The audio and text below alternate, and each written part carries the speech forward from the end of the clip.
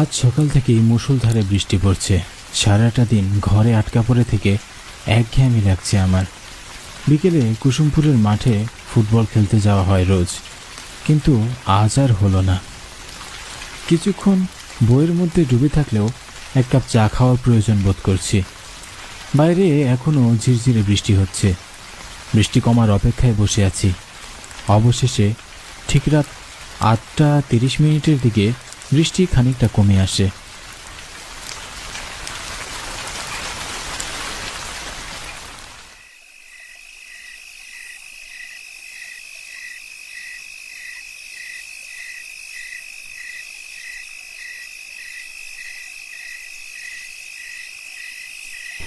বাড়ি থেকে বের হয়ে গ্রামের রাস্তা ধরে হাঁটছি।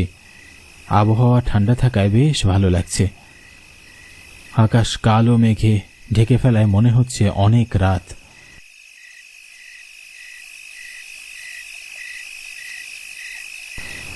গ্রামের কর্দমাক্ত রাস্তায় হাঁটছি, ভালো লাগছে বেশ। উদ্দেশ্য হরণ কাকার চায়ের দোকানে যাওয়া। গ্রামের বটতলিতে হরণ কাকার চায়ের দোকান। তার হাতের চা একবার যে খেয়েছে সে বুঝেছে প্রকৃত চা খেতে কেমন স্বাদ। এই গ্রামে আর কোনো চায়ের দোকানের চা আমার ভালো লাগে না, শুধু আমার একার না। এই কুসুমপুরের গ্রামের সবার কাছে হরণ কাকার চায়ের অনেক সুনাম। তাই হরণ কাকার চায়ের দোকানে উপচে পড়া ভিড় সব সময়। বেটা চায়ের সাথে কোনো অমৃত মিশিয়ে দেয় নাকি কে জানে। গ্রামের অন্য সব চায়ের দোকানদারিরা এ নিয়ে হিংসাও করে। বেশ কয়েকবার গোলমিটিং করে হরণ কাকাকে বিভিন্ন ষড়যন্ত্র করে গ্রাম ছাড়া করতে চেয়েছিল, তবে সফল হয়নি। অদ্ভুত কারণে এই গ্রামে এখন চায়ের দোকান খুব কম। আগের চায়ের দোকানিরা এখন চা দোকান রেখে অন্য ব্যবসায় নেমে পড়েছে। অনেকজনকে তো গ্রামে দেখা যায় না। ব্যাপারটা কেমন যেন রহস্যজনক লাগে আমার কাছে। তবে হরণ কাকা লোকটা ভালো মানুষ, সুন্দর ব্যবহার, সবসময় হাসি মুখে থাকলেও সন্ধ্যা হলেই কেমন যেন গম্ভীর হয়ে যায়। তার দোকান খোলা থাকে মধ্যরাত পর্যন্ত। এত রাত অবধি দোকান খোলার রহস্য একবার জানতে চেয়েছিলাম। উত্তরে বলেন, এই গ্রামে কিছু চাকর আছে যাদের জন্য দোকান খোলা রাখতে হয় তাকে।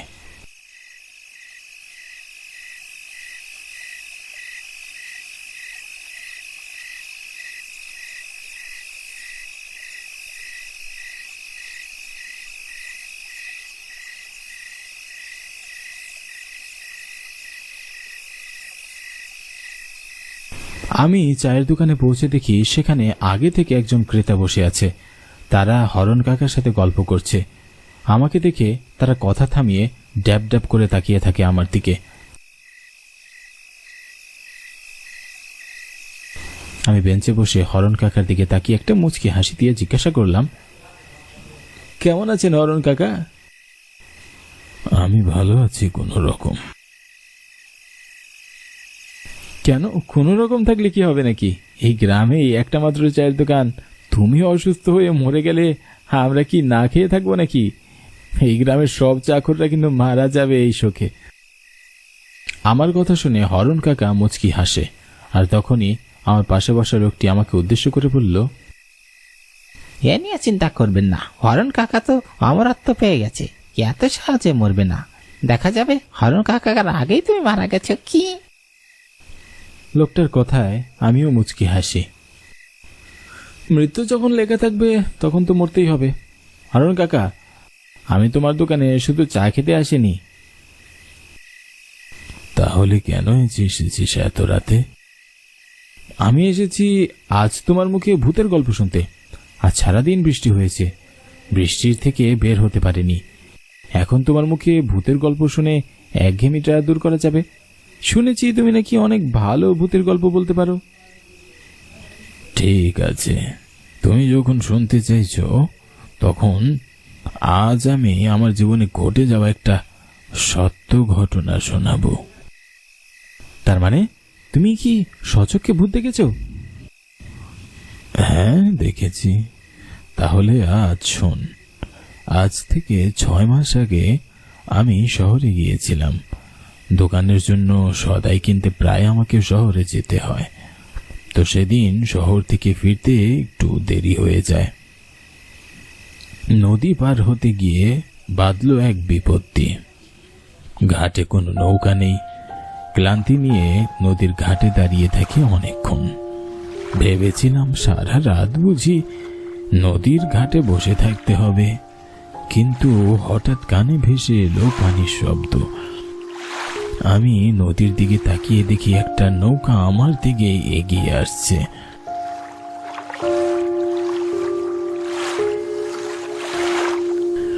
নৌকাটি দেখে আমি খুব খুশি হই। ভাবছিলাম যাক, অবশেষে বাড়ি ফেরা যাবে। আমি নৌকার মাঝিকে উদ্দেশ্য করে বললাম, ও মাঝি, তাড়াতাড়ি আহো, আমারে নিয়ে যাও।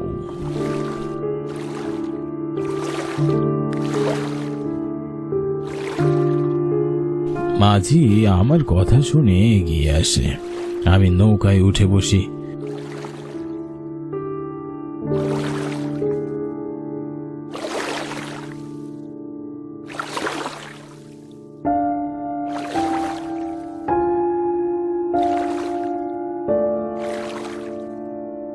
নৌকা চলছে। মাঝির দিকে তাকিয়ে আমার কেমন যেন লাগলো। মাঝির সারা শরীর চাদরে ঢাকা। এত গরমের মাঝেও চাদর মুড়ি দিয়ে থাকার বিষয়টি কেমন অদ্ভুত লাগলো না? ভাবলাম হয়তো নদীতে বাতাস বেশি, তাই চাদর মুড়ি দিয়ে মুখ ঢেকেছে। আমি গল্প প্রিয় মানুষ, কথা না বলে বেশিক্ষণ থাকতে পারি না। আমি নৌকার মাঝির সাথে কথা বলার চেষ্টা করে তার পরিচয় জানতে চাইলাম। ও মাঝি, তোমার বাড়ি কনে? কিন্তু মাঝি আমার কথার কোনো উত্তর দিল না। একদম চুপচাপ হয়ে নৌকা বাইছে। এসব গম্ভীর মানুষ আমার একদমই অপছন্দের। কথা বলতে গেলে আমাদের দুজনেরই সময় ভালো কেটে যেত, কিন্তু এই মাঝিকে দেখে মনে হচ্ছে তাকে কুমির কামড়ে দিলেও শব্দটাও করবে না। এদিকে আমিও কথা না বলে থাকতে পারছিলাম না। তুমি কি সারা রাত এইখানে নৌকা চালাও নাকি মাঝি? এবারও আমার কথার কোনো উত্তর পেলাম না। উত্তর যে দিবে না এটা আমার জানা ছিল। তুমি কি বোবা নাকি?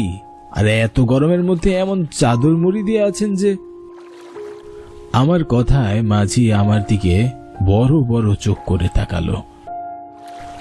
তার দু চোখ ছিল রক্ত লাল। তার চাহনি দেখে আমি কিছুটা ভয় পেয়ে যাই, সাথে নিজের উপরও রাগ হয়। কি দরকার ছিল মাঝিকে রাগিয়ে দেওয়ার? এত রাতে বাড়ি ফেরার জন্য নৌকাটা পেয়েছি, এটাই তো অনেক। এখন যদি ধাক্কা দিয়ে নৌকা থেকে মাঝ নদীতে আমায় ফেলে দেয় কেমন হবে? আমি মাঝির সাথে নরম সুরে কথা বলা শুরু করি। না, এমনিই বলছিলাম, কম কথা বলা তো ভালো। এবার মাঝি তার মুখ থেকে চাদরটি সরিয়ে ফেলল। মাঝির দিকে তাকিয়ে আমার প্রাণ বেরিয়ে যাওয়ার উপক্রম হলো। আমার হাত পা ঠান্ডা হয়ে কাঁপছিল। মাঝির সারা শরীরে রক্ত, চোখগুলো রক্তবর্ণ। আমি ভয়ে চিৎকার দিয়ে উঠি, ও মা গো, বাঁচাও!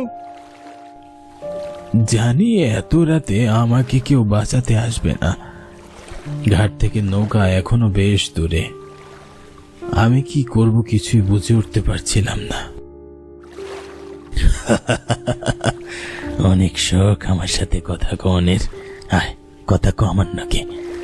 এখন মুখে কথা নাই কেন তোর? কথা কবই যায়, একটু পড়তো তোর তোমার বন্ধ করে দিব। অশরীরী আত্মার মুখে এমন কথাগুলো শুনে আমার সারা শরীর শিউরে উঠল। জীবনে এত বেশি ভয়ের সম্মুখীন কখনো হইনি। কি করব বুঝতে পারছিলাম না। ঘাটে এখনো নৌকা ভিড়তে দেরি আছে। ততক্ষণে আমি প্রাণটা হারিয়ে ফেলবো বোধহয়। উপায়ন্তর না দেখে আমি নদীতে ঝাঁপ দিই। সেদিনের সেই দৃশ্য ভেসে উঠলে এখনো আমি ভয়ে শিউরে উঠি। কত ভয়ঙ্কর হয় অশরীরীগুলো দেখতে।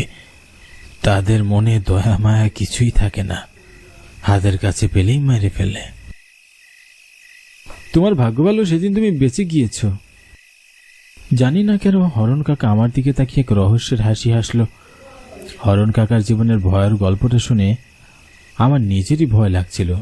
সত্যি বলতে আমি খুব একটা সাহসী না, তবে ভূত বিশ্বাস করাটা নিছক পাগলামি মনে হয়।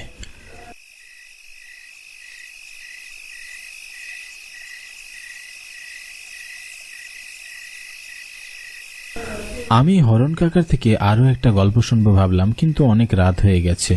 এত রাতে বাইরে না থাকাই ভালো। মেজাজটা এখন ফুরফুরে আছে। ভাবলাম বাড়ি গিয়ে একটা লম্বা ঘুম দেওয়া যাবে। আজ তাহলে আসি কাকা, তোমার চাটা খেয়ে মনটা জুড়িয়ে গেল।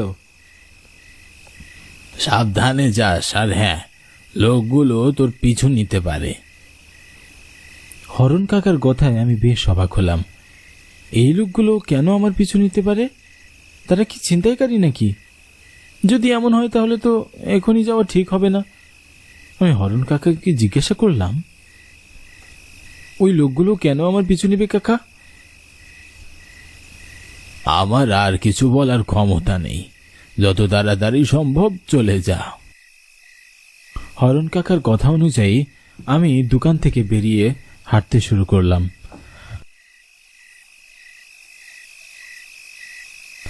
যদি সত্যি সত্যি লোকগুলো আমাকে অনুসরণ করে, দ্রুত পায়ে হাঁটছি আর ঘন ঘন ঘামছি। হরণ কাকার একটা কথায় আমি এত বেশি ভয় পাচ্ছি, এমন তো নাও হতে পারে। সুতরাং এত ভয় পাওয়ার দরকার নেই। আমি নিজের মনকে শান্ত করে ধীরে ধীরে হাঁটা শুরু করি। আর তখনই আমার মনে হলো পিছনে কেউ আছে। আমি চট করে পিছনে ফিরে তাকাই। পিছনে ফিরে আমি কাউকেই দেখতে পাই না। আমি আবারও হাঁটতে শুরু করি।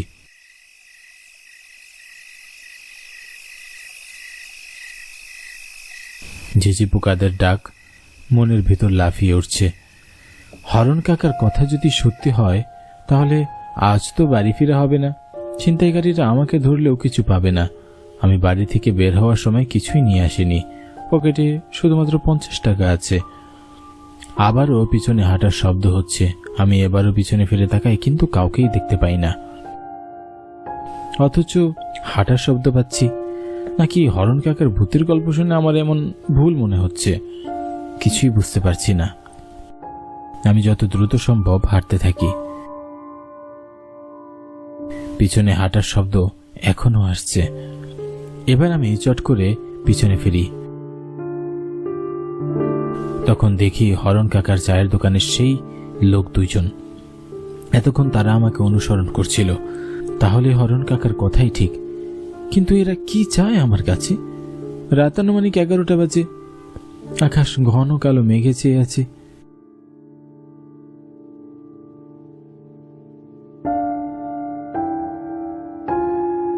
চারিদিক থেকে ঝিঝি পোকার ডাক ভেসে আসছে। লোক দুইটা আমার দিকে এগিয়ে আসছে। আমি জোরে জোরে হাঁটতে লাগলাম।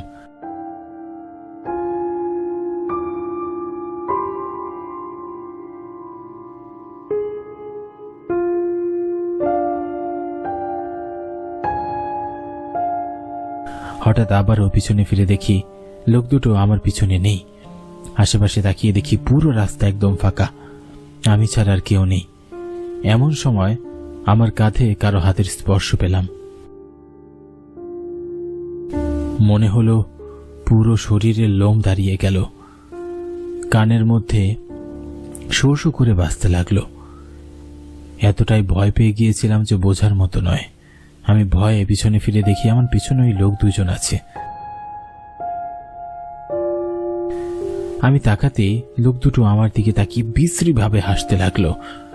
কারো হাসি যে এতটা বিশ্রী আর ভয়ঙ্কর হতে পারে জানতাম না।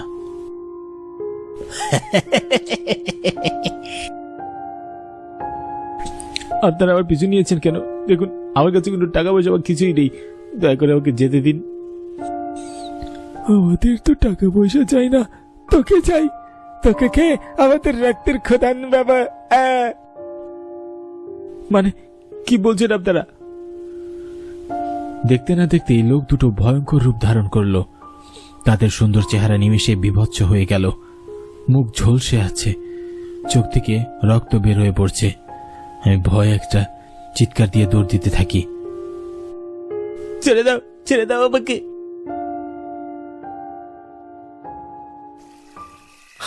আমি প্রাণপণে ছুটতে থাকি। বারবার ওই অশরীরী আমার মাথার কাছে আসছে। হরণ কাকার আগে আমার মৃত্যু হবে এটা নিচুকে একটা মজার বলেছিল। তাহলে কি সত্যি আজ রাতে আমি এই অশরীর হাতে মারা যাব? ভয় কলিজা শুকিয়ে আসছে।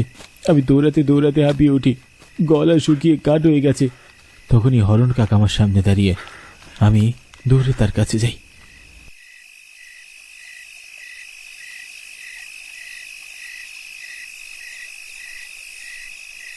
হরণ কাকা, ওরা ওরা আমি মেরে ফেলবে, বাঁচান, ওই শরীর দুটো আমি মেরে ফেলবে। কে তোর হরণ কাকা? সেদিন সেই মাঝি আমারও মাইরা ফেলছিল। অশরীরীদের হাত থেকে বাইসা থাকুন যায় না, আজ তোরাও মরতে হইব রে। হরণ কাকা হেসে ওঠে, অস্বাভাবিক সেই হাসি। আমি ভয়ে পিছিয়ে আসি। এ যেন আমাদের পরিচিত হরণ কাকা নয়। কি বিভৎস লাগছে হরণ কাকাকে দেখতে। সুন্দর নিষ্পাপ চেহারাটা হঠাৎই ভয়ঙ্কর হয়ে উঠল। ঝলসানো মুখ আর পুরো শরীর রক্তে মাখানো। আমি কি করব কিছুই বুঝে উঠতে পারছিলাম না। দুপাশ থেকে তারা আমার দিকে এগিয়ে আসছে। আমি ভয়ে চোখ বন্ধ করে ফেলি। হঠাৎ চোখে টর্চের আলো পড়তেই আমি চোখ তাকিয়ে দেখি টর্চ হাতে একটা লোক আমার দিকে এগিয়ে আসছে। আমি ভয়ে কিছু বলার শক্তি হারিয়ে ফেলেছিলাম।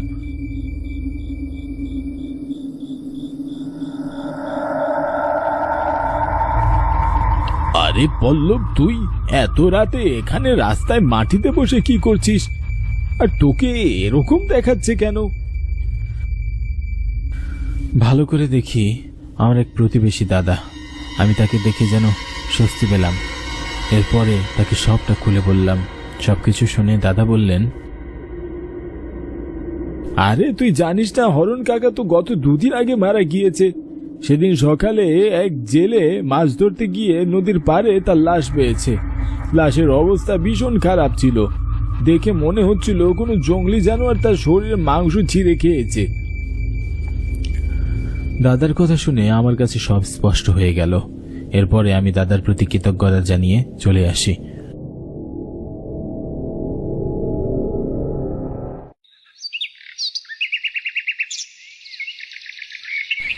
সকাল থেকে আমার প্রচন্ড জ্বর, প্রচন্ড ভয়। আমার অবস্থা খুব খারাপ, খুবই খারাপ যায় 1 সপ্তাহ।